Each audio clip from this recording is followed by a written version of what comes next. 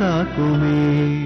ఏ గోపాలక ఏ కృపాజలనితే ఏ సింధు కళ్యాపతే ఏ కంసంతక ఏ గజేంద్ర కరుణా పారీనహే మాధవ ఏ రామానుజయే ఏ పుండరీకాక్షమో ఏ గోపీ జననాథ పాలయ పరం ஜானாமி நத்வாம் வினா. நாராயணியத்தினுடைய 6வது தசகத்துல பகவானுடைய விராட் ரூபத்தை வர்ணிச்சுருக்கார் நாராயண பட்டத்திரி. நாம் அந்த திவ்ய சரித்திரங்களை கேட்டுண்டே ஒரு கிருஷ்ணனுடைய திவ்ய தரிசனத்தையே நம்ம அடைஞ்சிருக்கோம். நாம் இப்போது தரிசித்துக் கொண்டிருக்கக்கூடிய திருக்கோயில் சென்னை ரெட்டில்ஸ் என்று அழைக்கக்கூடிய புழல் மத்திய சிறைச்சாலைக்கு எதிரே உள்ள ஒத்தவாடை தெருவை ஒட்டி இருக்கக்கூடிய பஜனை கோயில் தெருவில் அமைந்திருக்கக்கூடிய ஸ்ரீ ராதாகிருஷ்ணனுடைய ஆலயத்தில் அனைத்து சன்னதிகளையும் நாம் தரிசித்துவிட்டு இப்போது கடைசியாக தரிசிக்க வேண்டிய ராதாகிருஷ்ண உற்சவமூர்த்தியினுடைய தரிசனத்திற்காக நாம் நிற்கின்றோம். இதோ அவரும் தரிசனத்தை அளிக்கின்றார். மூலவர் எப்படி அமைந்திருக்கின்றாரோ அதே போன்று ராதாகிருஷ்ணர் உற்சவமூர்த்தியாக இங்கு அழகாக நமக்கு காட்சி அளிக்கின்றார். ஒரே ஒரு வித்தியாசம், மூலமூர்த்தி அவருடைய கல் விக்கிரகத்திலே ராதையோடு இணைந்து அங்கு மூலஸ்தானத்திலே நமக்கு சேவை அளிக்கக்கூடிய அழகான காட்சியை தரிசித்தோம். உற்சவமூர்த்தியாக வரும்போது ராதை தனியாகவும் ஸ்ரீகிருஷ்ணன் தனியாகவும் இங்கு நமக்கு காட்சி அளிப்பது ஒரே வித்தியாசத்தை இங்கு காட்டுகின்றது.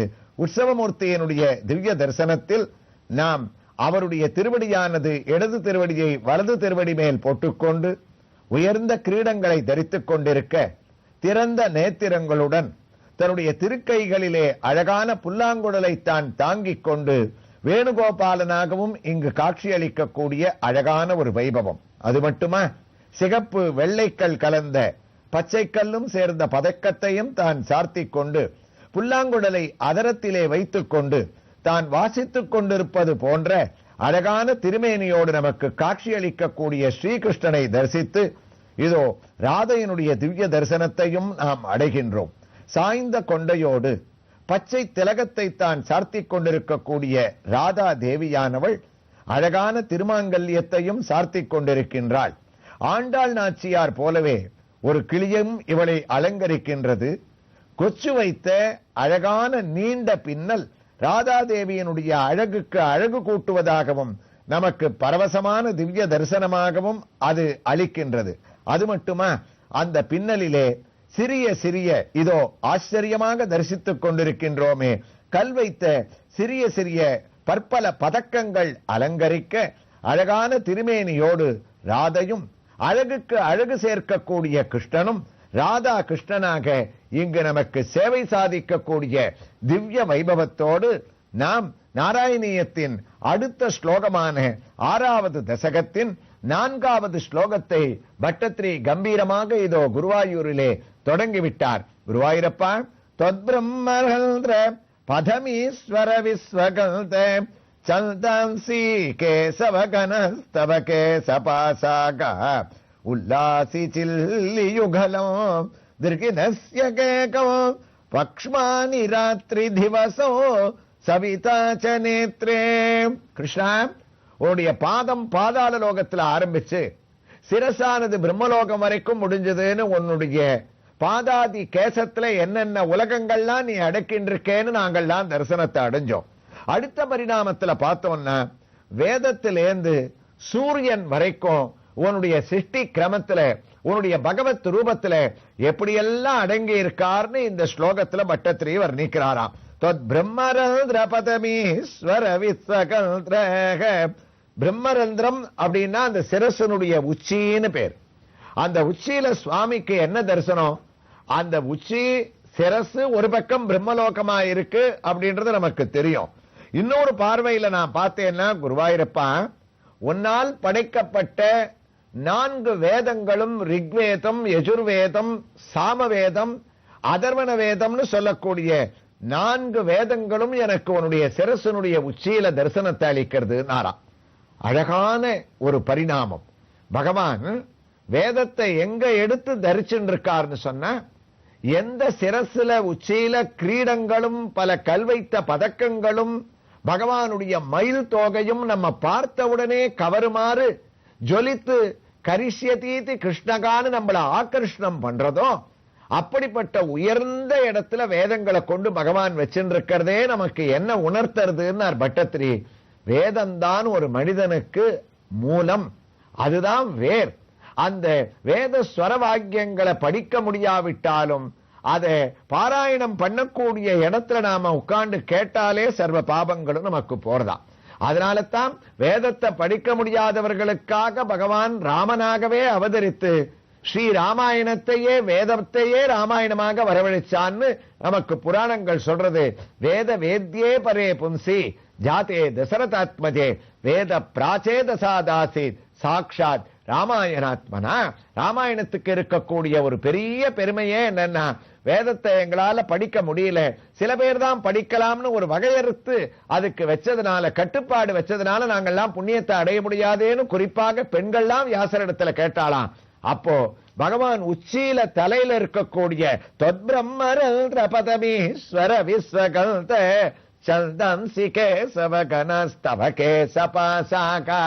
வியாசர் என்ன பண்ணார், தலையில உச்சியில இருக்கக்கூடிய வேதத்தை ராமாயணமா கொண்டு வந்துட்டாராம். எப்படி தெரிஞ்சுக்கலாம்னா, வேதத்துல இருக்கக்கூடிய அதனுடைய பெயர்கள்ல இருக்கக்கூடிய முக்கியமான எழுத்தை எடுத்து இதுல சேர்த்தாராம். எப்படி புரியும்படி சொல்லணும்னா, ரிக்வேதத்தினுடைய பெயர்கள் 4 வேதத்தினுடைய பெயர்கள் நமக்கு தெரியும். அது என்ன? ரிக்வேதம், யஜுர்வேதம், சாமவேதம், அதர்வண வேதம்.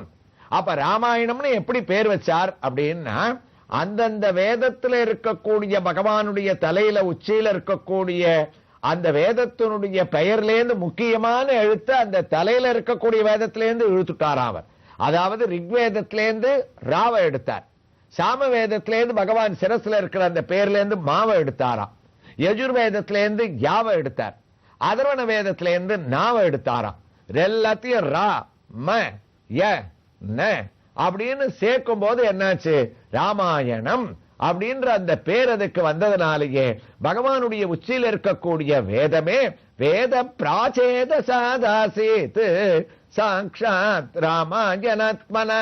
அதனாலதான் ராமாயணம் தர்ம காவியம். ராமாயணத்துல இருக்க தர்மமே உலகத்துல நமக்கு ஒரு மனிதன் என்ன ஒரு தீர்வு வேணும்னாலும் ராமாயணத்துல பார்க்கலாம், ராமன் கிட்ட இருந்து தெரிஞ்சுக்கலாம் நம்ம சொல்றதுக்கு காரணம் வேதம் ராமாயணமா வந்ததுனால. வேதத்தை பிரிஞ்சிருக்க முடியாத பகவான் மகாவிஷ்ணு வைகுண்டத்துல என்ன பண்ணார், தானும் ராமன் ஒரு மானுட உருவ தரித்துண்டு வேதத்தோட கலந்து பரிமாறணும்னு ராமாயணத்துல ராமனாக வந்து சேர்ந்தாராம். அப்படி ஒரு முக்கியமான அந்த வேதங்களுடைய ஒரு தொகுப்பு இருக்கே, அத குருவாயூரப்பா உலகத்தினுடைய நேதிக்காக எங்களுக்கு காட்டுவதற்காக தொத்பிரம்மகல்ர பதமீஸ்வர விஸ்வகல்த சந்தம் சிகே சவகனஸ்தவகே சபாசாகா. அழகான பதம். போன ஸ்லோகத்துல சக்கரபானேன்னு முன்னாடி சொன்னார்னு சொன்னோம். அது இந்திரனுடைய லோகத்துக்கு அது பொருத்தமாக இருந்தது. அதே மாதிரி தன்னுடைய சிரசுல வேதத்தை வச்சிருக்கான்னு சொல்லும் போது குருவாயூரப்பான் தானே கூப்பிடணும், இல்ல சக்கரபானேன்னு தானே இவர் கூப்பிடணும், கிருஷ்ணான்னு தானே கூப்பிடணும். என்னன்னு கூப்பிட்டாராம், சந்தம் சி கேசவகனஸ்தவகே சபாசாகா. பதத்தோட ஒரு ஒத்துமை. சக்கர நிலையம்ன்ற இந்திரனுடைய லோகத்தை காப்பாத்துறவன் சக்கரபாணின்னு சொன்னார். அதே மாதிரி இங்க அவருடைய கேசம் இருக்கே, அந்த கேசம் அப்படின்ற அந்த தலையில இருக்கக்கூடிய தலையினுடைய கேசத்துல நீ வேதத்தை வச்சுருக்க. நீ வேதத்தை அங்க வச்சுருக்கிறதுனால என்ன ஆறுது, எங்களுடைய கஷ்டங்கள்லாம் நீங்கிறது. கஷ்டத்தை நீக்கிறவனுக்கு என்ன பேரு, குருவாயூரப்பனுக்கு கேசவன் பேரு. வங்க கடல் கடைந்த மாதவனை கேசவனை என் திங்கும் திருவருள் பெற்று இன்புருவர்னு திருப்பாவையானது முடியும். கேசவ கிளேசநாசனகா. கேசவன்ற ஒரு சொல்லுக்கே கிளேசங்கள், மனிதர்களை உலகத்தில் இருக்கக்கூடிய கஷ்டங்களை போக்குபவன். கஷ்டங்களை போக்குவது வேதம், மனிதனை நிலைப்படுத்துவது வேதம், தர்மத்தை உபதேசிப்பது வேதம். அதை உன்னுடைய கேசத்துல வச்சுண்டு நான் தான் கேசவன் இந்த ரூபத்தை தரிச்சா கூட, இத ஸ்மரணம் பண்ணா கூட உங்களுடைய கஷ்டங்கள் போயிடும்னு இந்த ஸ்லோகத்துக்கே பலன் என்னன்னா, இந்த ஸ்லோகம் யார் காதல விழுதோ அவர்களுக்கு 4 வேதங்களும் ஒழிக்கக்கூடிய ஒரு பாவத்தை நீக்கக்கூடிய தன்மையும் பகவான் குருவாயூரப்பனுடைய அருளால அவர்களுடைய கஷ்டங்கள் எல்லாம் நீங்கக்கூடிய ஒரு பெரிய புண்ணியத்தை பலஸ்ருதியாக அடைவார்களாம். அதைத்தான் பட்டத்திரி சொல்றார். இந்த ஸ்லோகம் காதல விழுந்தாலே குருவாயிரப்பா சந்தம் சிகே சவகனஸ்தவகே சபாசாக உல்லாசி சில்லி யுகலம் திரிகினஸ்ய கேகம் பக்ஷ்மானி ராத்திரி திவசோ சவிதா சநேத்ரே. தங்களுடைய சிரசில வேதங்கள், அந்த கேச பாசங்கள் 1000 தலைகள்ல ஒரு பகுதி வேதமா இருக்கு, மற்ற பகுதிகள்லாம் ஆகாசத்துல சஞ்சரிக்கக்கூடிய மேகங்கள் தான் அவனுடைய கேசம்னு இன்னொரு பகுதியை வர்ணிச்சாராம். அதனால தான் நீருண்ட மேகங்கள். மேகம் கருப்பா இருக்கும். சந்தாபக்னம் சகல ஜெகதாம் சார்ங்க சாபாபிராமம்னு பகவானுக்கே மேகம்னு பேரு. அதனால தான் ஆண்டாள் ஆழிமழை கண்ணா ஒன்று நீ கைகரவேல் ஆழியுள் புக்கு முகர்ந்து கொடு ஆர்த்து ஏரி ஊழி முதல்வன் உருவம் போல் மெய் கருத்துன்னு மேகமாக நம்ம வர்ணிச்சாலாம். அப்ப அவனுடைய கேசம் இருக்கே அது மேகங்களாக இருக்கு. உன்னுடைய நெத்தியில இருக்கக்கூடிய 2 புருவங்கள் இருக்கே, அந்த 2 புருவம் என்ன தெரியுமா? உல்லாசி சில்லி யுகலம் திரிகினஸ்ய தேகம். பிரம்மாவனுடைய அரண்மனை எத்தனை பெருசா இருக்கும், பிரம்மலோகமே பெருசு. அதுக்கு ராஜா பிரம்மா, நம்மளை படைக்கிறவர். அந்த பிரம்மா தங்கக்கூடிய வீடு, வீடுன்னு சொல்லக்கூடாது, அரண்மனை அத்தனை கம்பீரமா இருக்கும். அப்படிப்பட்ட பிரம்மாவனுடைய மாளிகை கூட உன்னுடைய 2 புருவத்துக்குள்ள அடங்குற ஆச்சரியத்தை நான் பார்க்கிறேனே குருவாயிரப்பா. உன்னுடைய திருமுகத்துல 2 புருவமும் சேர்ந்து பிரம்மா வசிக்கக்கூடிய, பிரம்மா சந்தோஷமாக உல்லாசமாக இருக்கக்கூடிய சில்லி யுகலம் திரிகினஸ்ய கேகம் பக்ஷ்மானி ராத்திரி திவசோ சவிதா சநேத்ரே. அந்த புருவத்துக்கு கீழே 2 இமைகள் இருக்கு. அந்த கண்கள், கண்ணுக்கு மேல 2 இமைகள், அதுல மேலிமை கீழிமை. அந்த 2 இமை என்னன்னா, நாங்கள் ஒவ்வொரு நாளும் தினமும் சந்திக்கக்கூடிய இரவும் பகலும் உனக்கு 2 இமைகளாக அமைஞ்சிருக்கக்கூடியதை நான் பார்க்கிறேன். நீ இமைய லேசா கொட்டினேன்னா எங்களுக்கு பகலானிய பொழுது விடியறது. மறுபடியும் இமையை நீ ஒரு தடவை மூடி திறந்தேன்னா வைகுண்டத்துல எங்களுக்கு ராத்திரியான்னு வருது. ராத்திரி பகல் இரண்டையும் நடத்தக்கூடிய பெரிய விஷயமா நாங்க நினைக்கிறது உனக்கு பரம சுலபமாக ஒரு தடவை கண்ணை சிமிட்டக்கூடிய விஷயமாக பக்ஷ்மானி ராத்திரி திவசோ சவிதா சநேத்ரே.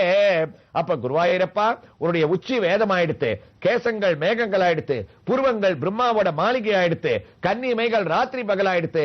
அவ பாக்கி என்ன இருக்கு? கண்ணு இருக்கு. அத 2 கண்ணு யாருன்னா திவசோ சவிதா சநேத்ரே.